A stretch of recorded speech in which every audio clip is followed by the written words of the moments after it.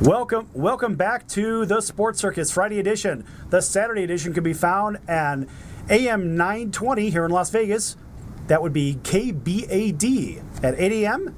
Thank you, Elvis. It also can be found on KCAA Southern California 102.3 FM, 106.5 FM, and 1050 AM, same time, 8 a.m. to 9 a.m.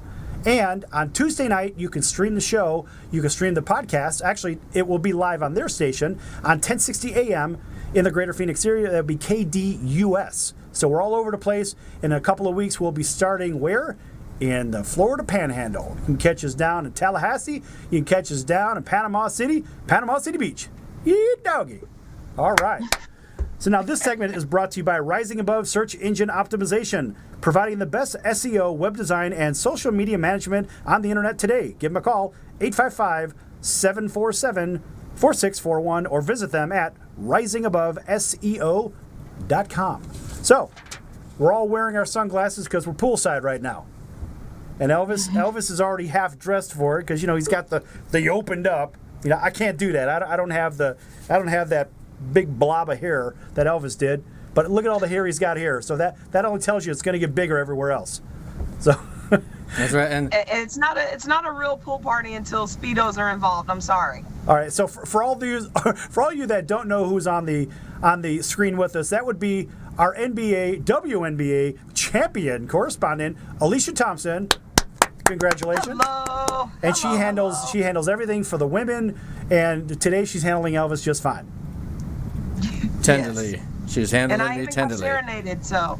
Yes. Serenaded her a little bit. And, we got this beautiful pool in the background here, and as you can see, every one of us has shades on because the future is just so bright with sports right now. We got hockey here in the land of the living and the gold and the bling, and now we're going to be getting the Las Vegas Raiders, and we don't even mention those L.A. unless it's Louisiana and you got some good cooking with it. So we have Los Angeles is in the rearview mirror in a couple of years, and we got ourselves a Las Vegas coming up here, the Raiders. And I'd like to know from our wonderful correspondent here, what does she think of another team getting pulled up from a fan's perspective? What do you think, Miss Alicia? What do you think them fans are thinking coming here from Oakland to the glitter and glitz of Las Vegas? Well, I've gotten to speak to the expert Sal about this, and from what I understand, it is a big draw to have the Oakland Raiders come to town. So I think it's good for the city of Las Vegas. Obviously, people are used to coming there. It's a fun city, lots of things to do. What better place to have a sports team? What better place? Well, since this is the Sports Circus, having the Raider fans here only adds to the circus and the mayhem. Now, if you've seen our first segment, we actually had a guy eating a fist. It was a Raider fan. It was an incredible photo of a guy eating a fist. But you see, it's those kinds of elements that, the city of Las Vegas doesn't really want. But then again, they do want it because they want their money. They basically say, come here, watch your team, leave your money here, and get the hell out of town. That's really what this city, financially speaking, wants. Now, it's funny because the owner, Mark Davis, wants the locals to buy the tickets. The hotels want the tourists to buy the tickets. So there's a power struggle now, and with the stadium being built basically across the road or across the interstate from the Strip, it makes it a lot harder for the tourists to walk over, and it's probably about a mile to the nearest casino. So there's going to be a power struggle on who gets paid, who gets this, because the casinos are spending $750 million of their money. And remember, they have the hotel tax that's coming onto this.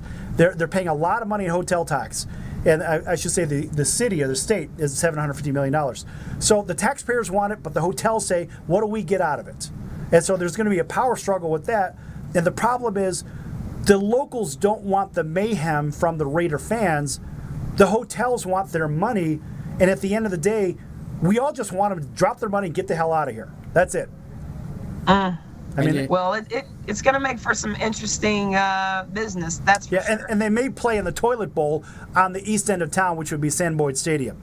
for a couple of years. I've been saying this for the last 7 or 8 months, that's exactly where they're going to play, because they're not going to play in Oakland. They don't want to rent any space for San Francisco, and they're certainly not going to San Antonio. The only logical place for them to go would be to San Boyd Stadium right here in town, where you can seat 40,000, unlike our beloved Chargers have to sit basically in a 25,000 seat stadium in LA. It's a soccer stadium. It's lunacy.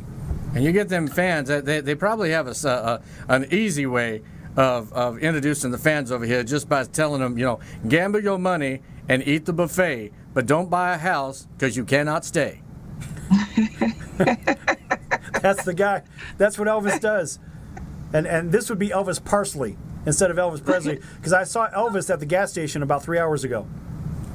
That's my cousin Lenny. Okay, don't be picking on him. He's out there panhandling. He can sing a little bit, and he can also dribble a ball there. Alicia, you gotta get with my cousin Lenny Atkins. He's also in sports, the voice of the people, and one time you might be coaxed into challenging him to a free throw competition for charity, because I know the old saying is that white men can't jump, but they're put in the end of the game to hit their free throws and a three-pointer when necessary. So.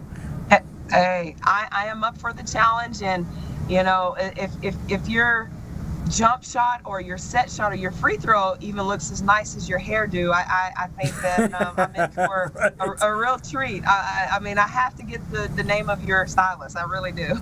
The name of my stylist is Kid and Play. Okay, Kid and Play. All right. I can only dream of having hair. I don't think I've ever grown that much hair in my life. and Alicia, might I say that there is a hair care product out on the market that was named after you. Do you care to know what it is? No, what is it? Yeah, I'd like to know. Dark and Lovely. Thank you. Well, thank you. Thank you very much. You're welcome. I have to admit, that's the first time that I've been called that. Well, it took Elvis to do it. I know. I mean, hey, the king.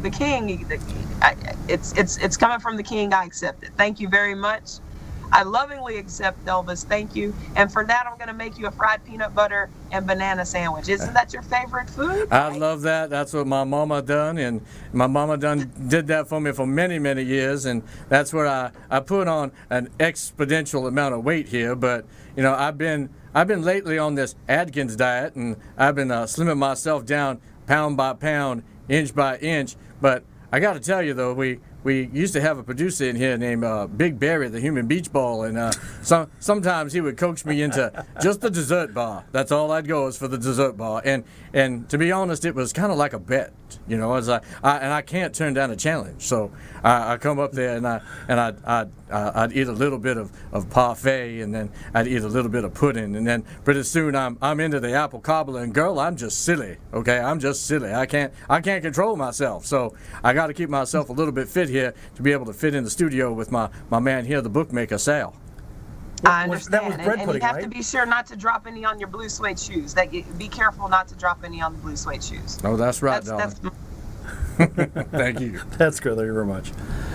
All right, so now I have to turn the page here, because there's an ongoing problem going back to the NCAA. We was talking about a little bit with the University of North Carolina, and now this is not just with the University of North Carolina. This is with all the public schools across the country that have to have the biggest of stages to drive revenues, or so they say, to drive revenues. You think about the coaches that make a lot of money, whether it's football, primarily football and basketball, right?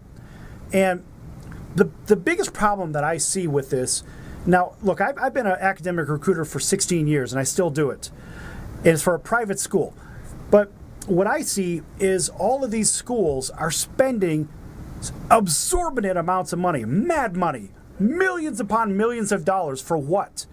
To gain recruiting advantages over their rival schools and for television markets, etc. The funny thing is, and I'll get into this in a minute on the other side here, the funny thing is, when you look at the revenues drawn from these universities, they don't draw revenue so much from sports because the money hits the bottom line from research and other school functions. That is a very lengthy subject, but we're going to touch upon that for a couple of minutes in the next segment in just a couple of minutes here on the Sports Circus. We'll be right back.